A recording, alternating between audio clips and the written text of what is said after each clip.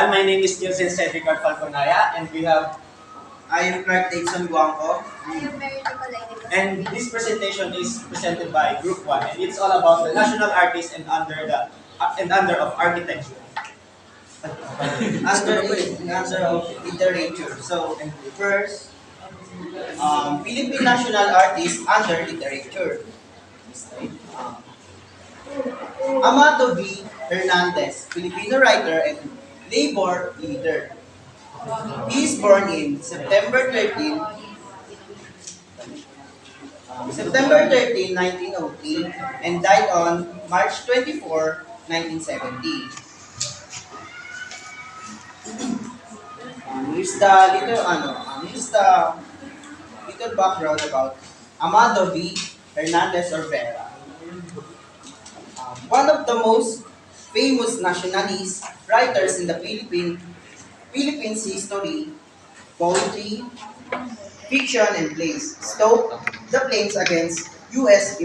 imperialism, the workers' poverty, and feudal tenancy system. Amado Vera, or V. Hernandez, was born in Tondo, Manila on September 13, 1903. Hernandez began his career in journalism in the 1920s. He grew up and studied at the Gagalangin Tondo, the Manila High School, and at the American Correspondence School. A Filipino writer and labor, balik lang ako.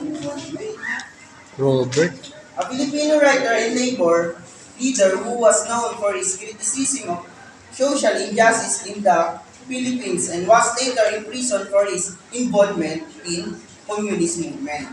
So, aside from his literary contribution, Hernandez was also actively involved in labor movements and was a member of various labor organizations. He was even imprisoned for his advocacy of workers' rights during the American colonial period. Today, Amado V. Hernandez is widely recognized as one of the most influential Filipino writers and prominent figure in the country's labor movement. And he's the masterpiece of Amado V. Hernandez. The masterpiece of Amado V. Hernandez is isang dipang langit. Isang dipang langit, A Stretch of Heaven, won a Republic Cultural Heritage Award. Isang dipang langit is a poem written by Amado V. Hernandez. It is a poignant piece that depicts the struggles of rural poor and their dreams for a better life. And the meaning of poignant is sad or grief and regret. So, yes. And the next is Bayang Malaya or Free Country. Mamaya. Free Country. Patapat na yan. Free Nation, which later won a Balagtas Award. So, this poem is written by Amado V. Hernandez. It is a powerful and inspiring piece that expresses the poet's love for his country, the Philippines. And the third masterpiece by Amado V. Hernandez is Luha ng Buhaya or The Tears of Crocodile. The Tears of Crocodile is a novel by Amado V. Hernandez. It is a social, political commentary on the corruption and exploitation that existed in Philippines society during the Spanish colonial period.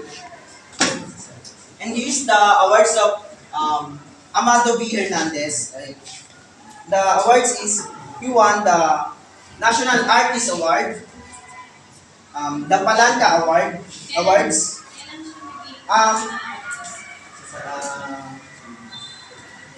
1973, Hernandez was posthumously awarded in the National Artist Award for Literature by the Philippine government in 1973.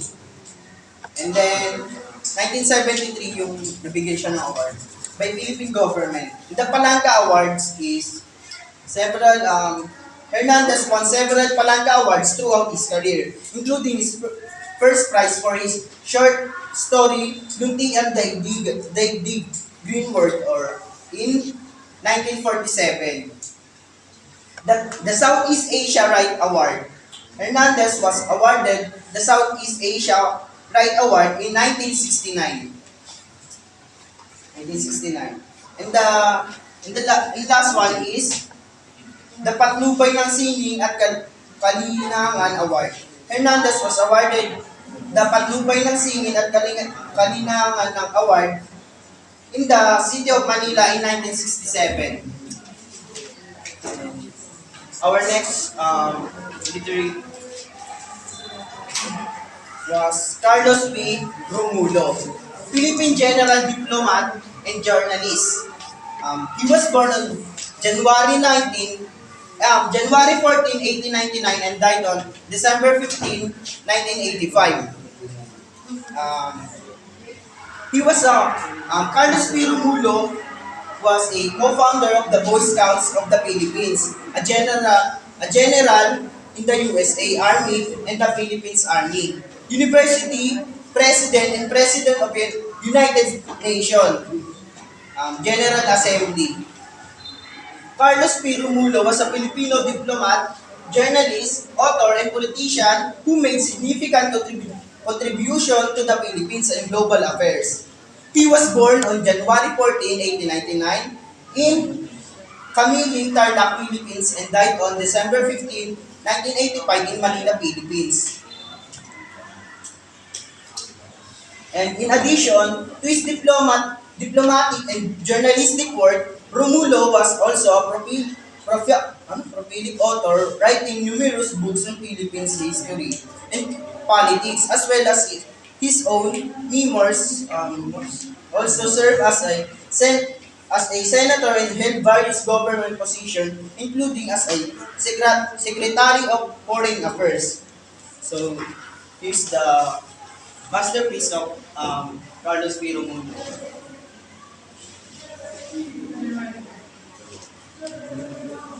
Masterpiece was the United.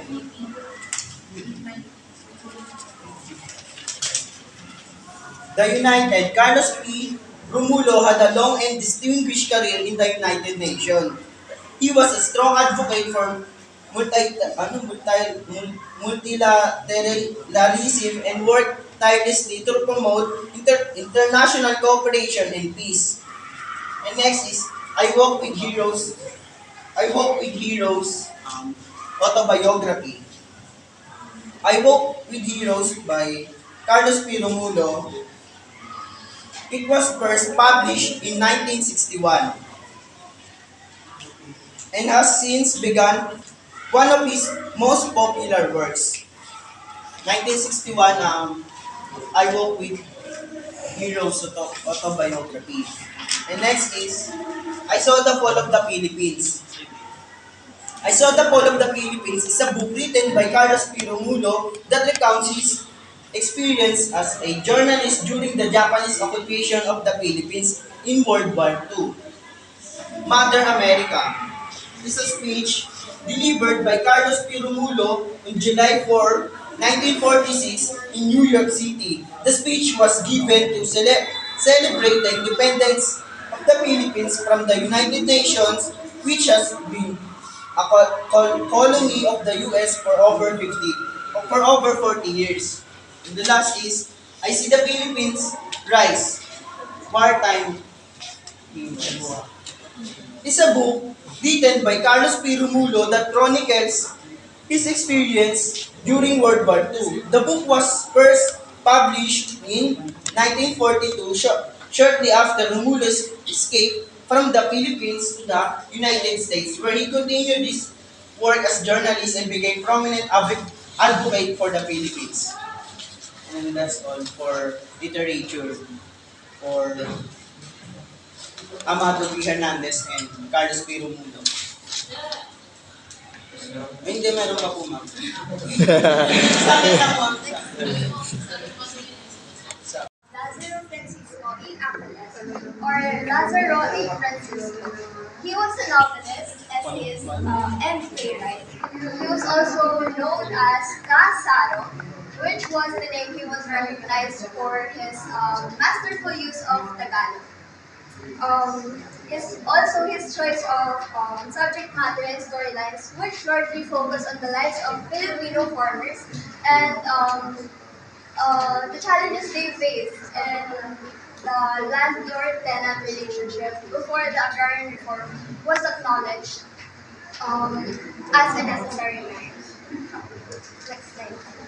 He was born in Orani, Bataan on the 22nd of February 1898 and died on June 17, 1980 at the age of 82. He established the Kapatiran ng mga Alagadong Wikang Pilipino, in short, Kawika, in 1958 for his advocacy of Tagalog as a national language. He won numerous awards for his meritorious novels and was named National Artist for his contribution to the Philippine literature and culture. His masterpiece novels, Ama, Bayang Nagpatiwakal, Maganda Pa Ang Daigdig, and Daluyong affirm his eminent days in Filipino culture. In 1997, he was honored by the University of the Philippines with a special convocation where he was cited as the foremost Filipino novelist of his generation and champion of the Filipino writers' struggle for national identity. In 2009, he was then named as National Artist of the Philippines for Literature.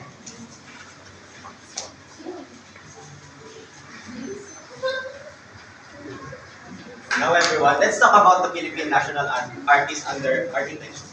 Now, let me ask you a question everyone. Meron ba sa inyong gustong maging architecture dito paglaki? Kaya naman pakitaas.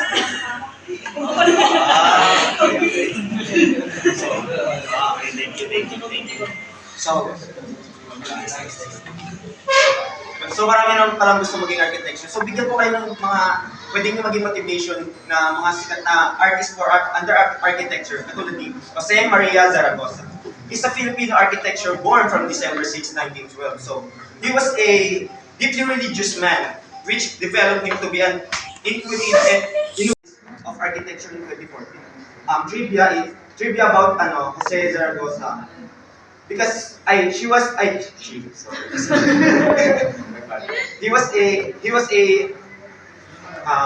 Philippine national artist under architecture. So he was the last architecture awarded as a national artist in 2014, sadly to his notable works.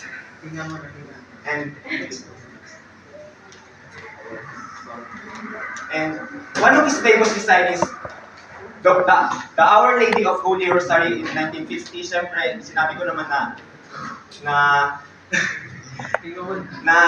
mahilig siya sa architecture under some designs under church. So this is works and design like Santo Domingo Church 1954, Villa San Miguel in 1954, the Pius 11 Center 1968. Sure. Yeah, and alam naman natin to, Quiapo Church, sino pang hindi na pa nakapunta dito, right? Right? And also the Meralco Building in Ortigas and Zaragoza Building. And also, huwag natin kakalimutan yung award na natanggap niya sa kanyang buhay. Patnubayan na sining at kalingan noong 1973, Gold Medal of Merit noong 1977. Yes? Sorry. Also, huwag natin kalimutan yung award na nakuha niya nung siya ay nabubuhay pa. Nung patnubay ng sining at kalingan noong 1973, Gold Medal of Merit noong 1977, and also the National Artist Award in 2014. And isa sa mga design contributions niya dito sa Pilipinas is yung National Library of the Philippines and also the Bataan Power Plant of the National Power Corporation. Now let's talk about the defense of P. Santos Jr. He was born in September 5, 1929. He was the father of Philippine landscape architecture. He was graduate from University of Santo Tomas with a degree in the field of architecture.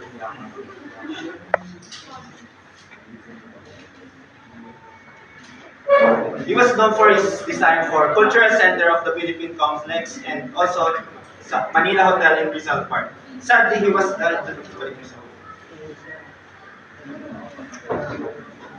Sadly, he was died on January 29, 2014, caused of heart disease.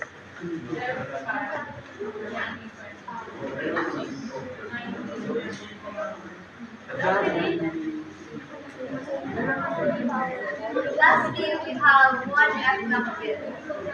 He was born on the 26th of May, 1899 and passed on May 7, 1986. He is the father of Philippine architecture, as for reflecting Philippine traditions and culture on his espoused architectures. He was an architect known for Philippine architecture, integrated strength, and the function and beauty of the buildings he constructed that are the country's heritage today. He was also a teacher and community leader.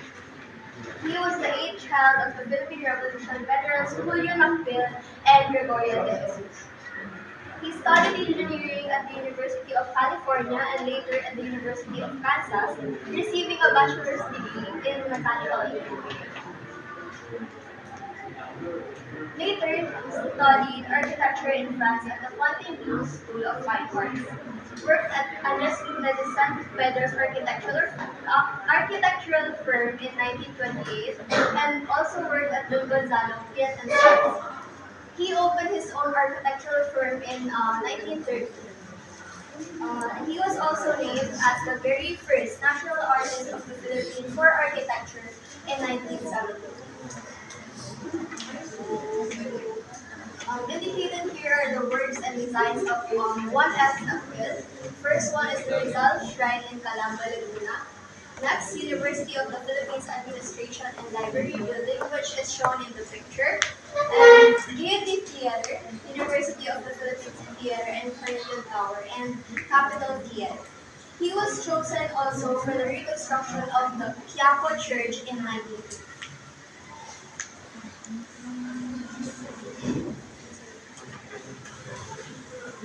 His awards are Architect of the Year in 1939, 1940, and 1946. The Solid Gold Medal of Merit with the Institute of Architects in 1950, and he was named as the most outstanding professional in architecture by the Philippine Association of Art Designers in 1955. He bestowed the Presidential Medal of Merit by President Ramon Magsaysay in 1955, and lastly, Rizal Pro Patria Award in 1970.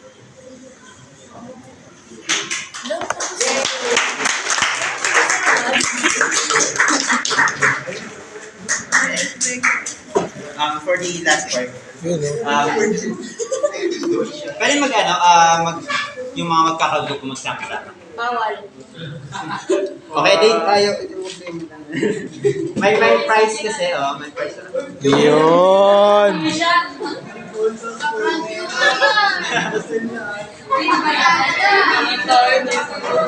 Yan daw yung group 2.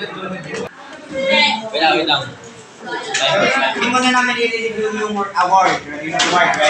Yeah. Ito yung yung possible rewards na nakalagay dito. Ano yung chismis?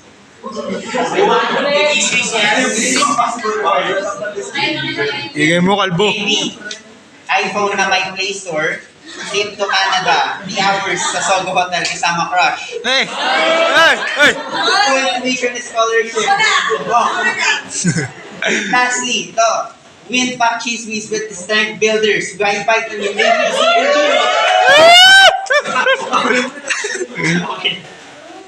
Ito na. Sino yung mga representative ng Group 1, yung Group 2, 3, and 4?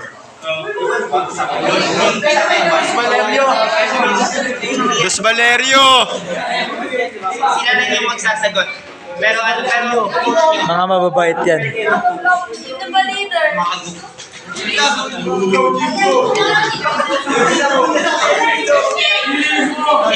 Okay na? Jimbo! Jimbo!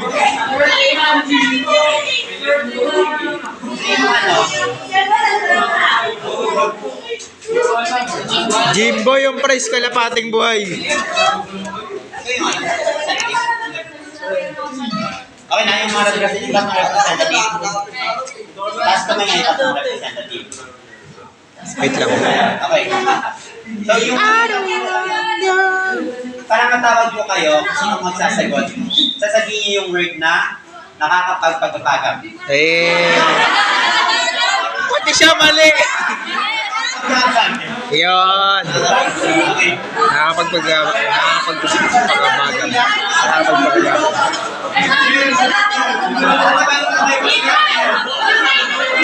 Nakakapagpakakabag.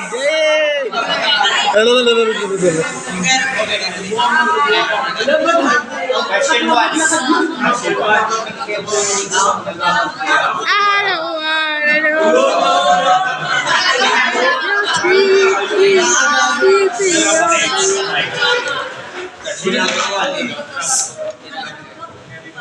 Sino yun? What is the name of the national artist that made the masterpiece I See that the Philippines Rise, a wartime memoir, who was also awarded the title on 10th of June 19...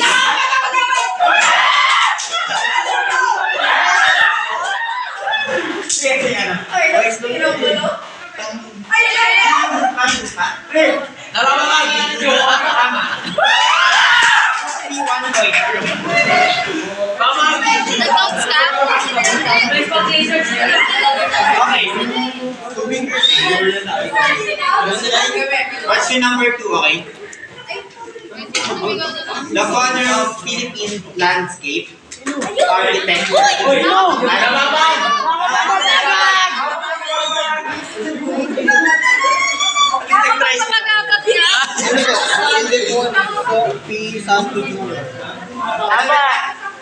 Indefenso.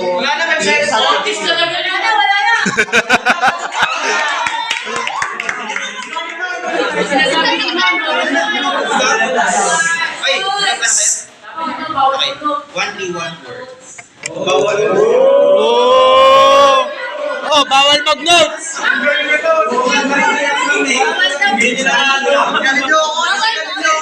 Mas mahirap yung ibang questions. Okay lang kayo may notes. Malas awarded yung mga anong nag-note kanina. Question number 3. Okay. Ito, question number 2. What are the two works of Jose Maria Zaragoza in 1954? What are the two works of Jose Maria Zaragoza in 1954?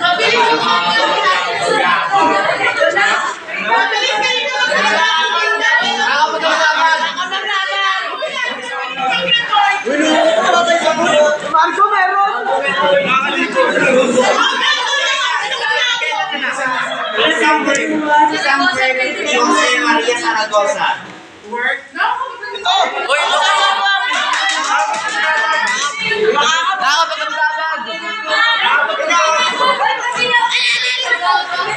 Tama yung kay Rosera eh. Parog ka mo.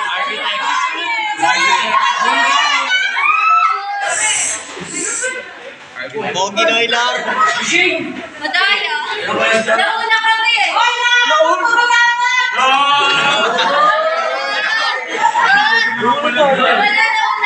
Sige, ano?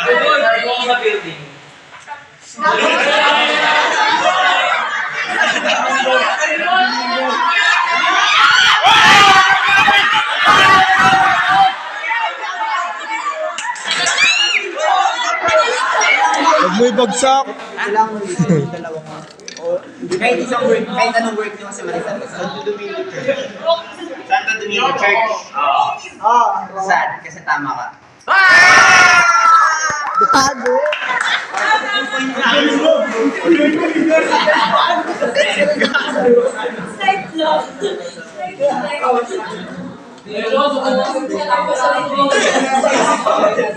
Okay. Question number 4. Who was the national artist that was awarded the following titles? Foremost Filipino novelist of his generation, 1997.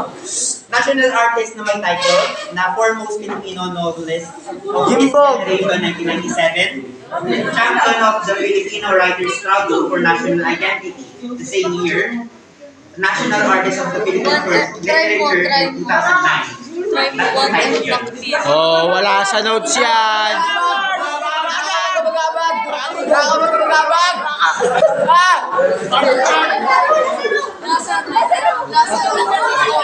Complete name, sige ko. Lazaro daw. Francisco Lazaro.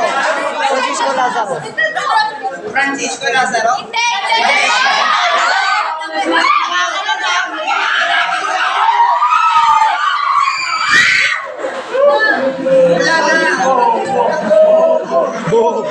Bobo.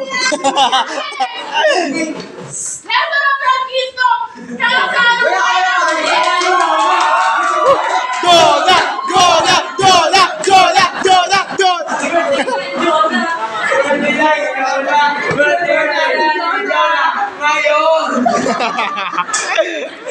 Okay daw. Question 5, last na to ah. Ay, tuto na. Uy, search na. 2 points.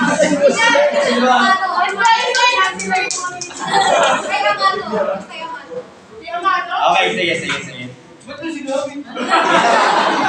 Ay, ito. What is the middle name of Amado Hernandez? Oh.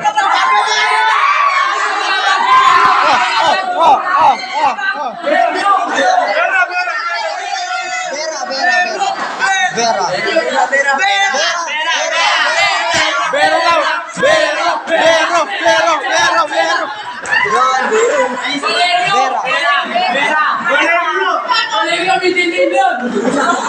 Valerio! Vera Patumbangal!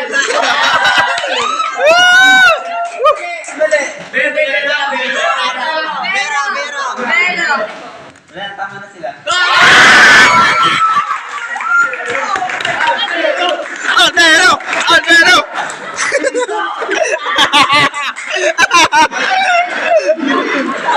Gusto nyo? Mystery box o itong cheese whiz?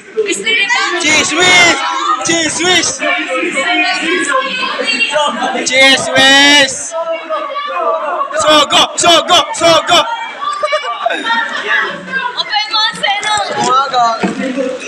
Uy!